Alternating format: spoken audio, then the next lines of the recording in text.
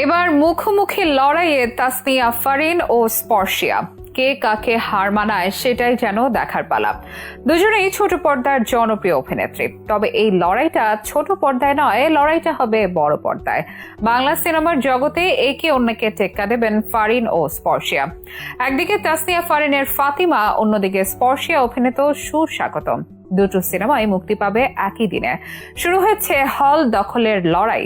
Content ও কালেকশনও একে অন্যকে ছাপিয়ে যেতে চাইবে সিনেমা দুটো সিনেমাই মূলত নারী কেন্দ্রিক। এই কারণেই বলা হচ্ছে এই লড়াইটা ফারিন ও স্পর্শিয়ার। ঠিক কবে মুক্তি পাচ্ছে সিনেমা দুটো, কোনটির গল্প কেমন, কারা আছেন, আয়ের দিক থেকে কোন সিনেমার পাল্লা হবে ভারী, সবটাই জানাবো বিশেষ এই শোবিজ আয়োজনে।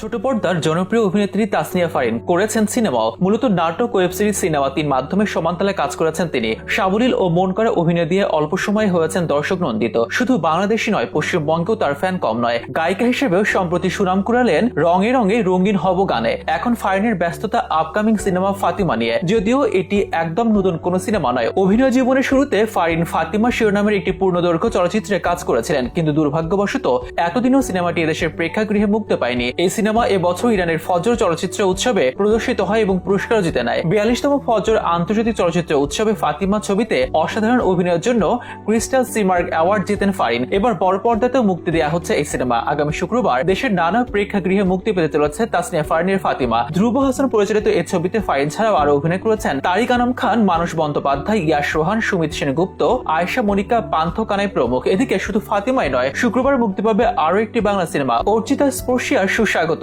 ফলে দেশের সিনেমা হলে মুখোমুখি হচ্ছেন অভিনেত্রী তাসনিয়া ফারিন ও অর্চিয়া স্পর্শিয়া। তারা দুজনেই আলাদা সিনেমায় প্রধান দুই চরিত্রে অভিনয় করেছেন। স্পর্শিয়া অভিনীত সুস্বাগতম সিনেমাটি পরিচালনা করেছেন শরীফুল আলম। সিনেমায় স্পর্শিয়ার বিপরীতে আছেন নীরব। এতে দেখা যাবে স্পর্শিয়ার স্বপ্ন পাইলট হওয়া। সিনেমাটি প্রেমের হলেও একজন মেয়ের বিমানের পাইলট হওয়ার স্বপ্নকে ঘিরে এগিয়ে যায় ছবির গল্প, যে গল্প শহর ও গ্রাম থেকে উঠে এসেছে। জানা যায় সুস্বাগতম সিনেমায় মা ও মেয়ে দুটো চরিত্রে অভিনয় করেছেন স্পর্শিয়া। চরিত্র দুটির নাম রহিমন ও করিমন। ক্ল্যাশে যাওয়া এই দুটি সিনেমারই ট্রেলার প্রকাশিত হয়েছে।